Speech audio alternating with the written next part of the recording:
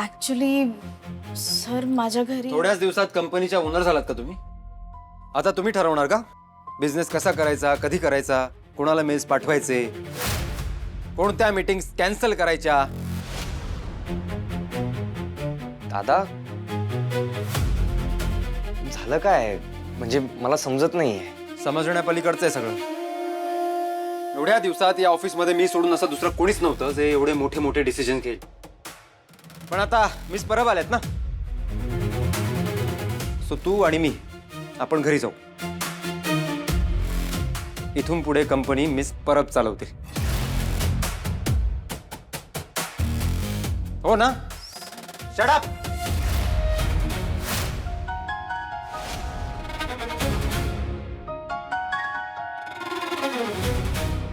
इतके दिवस जे सुरू होतं ना, तो सगळा बालिशपणा होता असं म्हणून मी शांत बसलो. लग्नाच्या वेळी आणि त्यानंतर सुद्धा एक न्यूसन्स क्रिएट करणारी मुलगी असं म्हणून मी इग्नोर करत राहिलो. पण आता अति झालंय. सगळ्या लिमिट्स क्रॉस केल्यास तू. दादा झालं काय? म्हणजे मला समजत नाहीये. मॅक मॅक हाँ सर. Yes sir.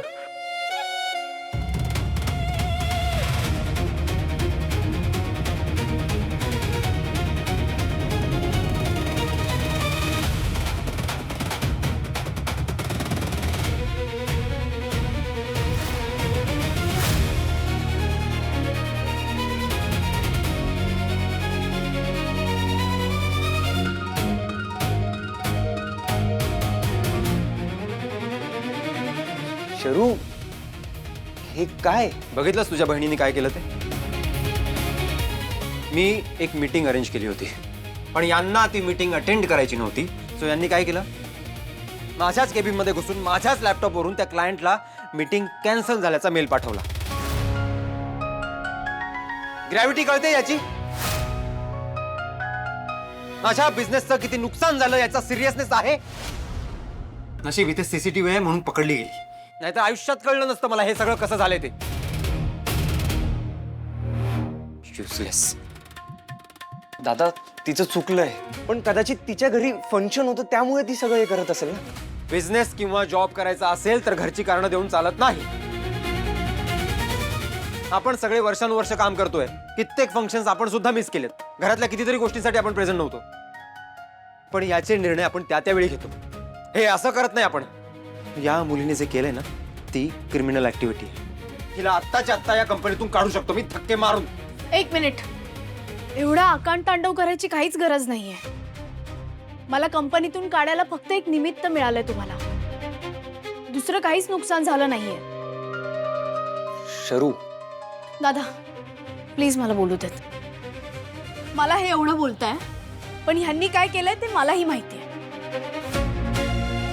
दुसऱ्याला एक बोट दाखवताना आपल्याकडे 4 बोटं असतात हे विसरू नका. शर्वरी तो बॉस आहे तुझा. अरे बॉस आहे म्हणून ह्यांनी खोटं वागलं ते चालतं का?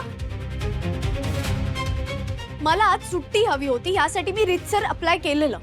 माहितीये ना तुला पण फक्त मला सुट्टी द्यायची नव्हती म्हणून यांनी एक खोटी मीटिंग प्लॅन केली,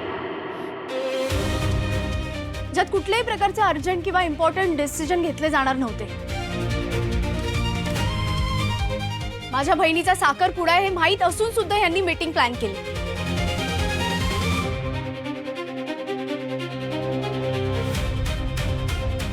त्याच्याकडे बघू नका. मी ऐकले तुमच्या दोघांचं बोलणं. आता बोला हे खोटं आहे म्हणून. नाही तर आकाश दादा, या केबिनची सीसीटीव्ही फुटेज आपण घेऊया आणि बघूया दोघांचं कन्व्हर्सेशन काय आहे ते. शायनर, तुझ्या घरी जेव्हा तुझ्या बहिणीचं लग्न होतं तेव्हा तू सुट्टी घेतली ना. मग मी फक्त 1 दिवस सुट्टी मागितली तर ती पण तू देऊ नाही शकलास का तर तू बॉस आहेस आणि मी या कंपनीत काम करणारी एक मुलगी आहे, त्यातही मुलगी जिचा तुला राग येतो. म्हणजे हे तर असं झालं ना, तुझं प्रेम खरं आणि माझं खोटं. हे असं तू खोट्यासारखं वागलास ना, म्हणून मला असं करावं लागलं. तुझ्या बहिणीचा साखरपुडा होता हे मला माहित नव्हता. मी प्रत्येक वेळेस सांगायचा प्रयत्न करत होती, पण तुम्ही ते ऐकलं नाही, यात माझी काय चूक आहे?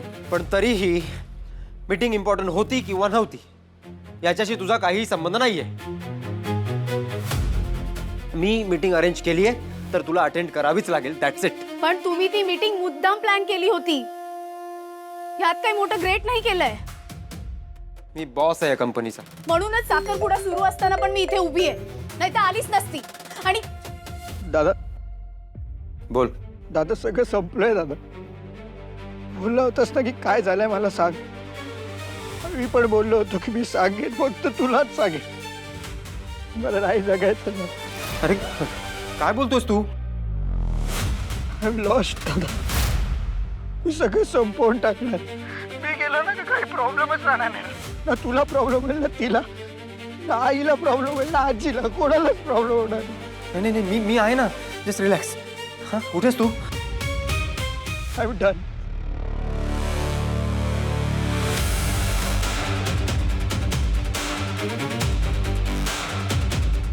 दादा सर सर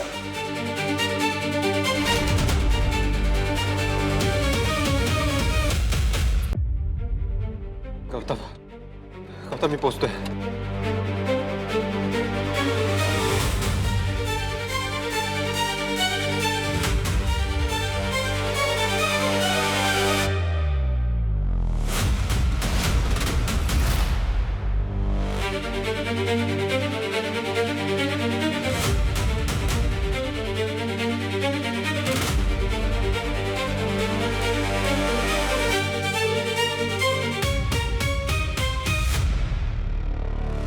मी पोचतोय गौतम.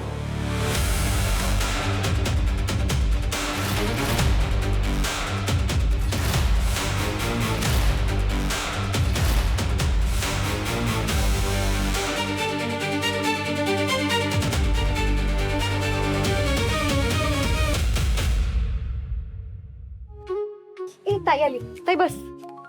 एकदम टायमर आलीस बघ. बसा बसा बसा बसा. दादा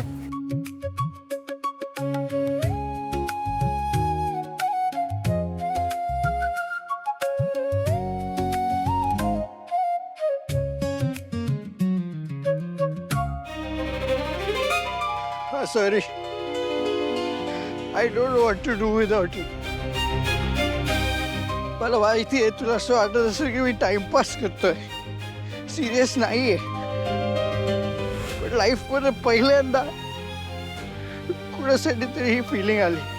तुम्ही आता नवरदेवाच्या बाजूला येऊन बसा.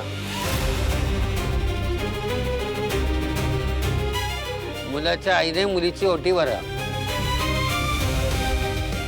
माझी ड्रीम गर्लच माझ्या लाईफ मध्ये नसेल, my life is pointless. I don't know what to do.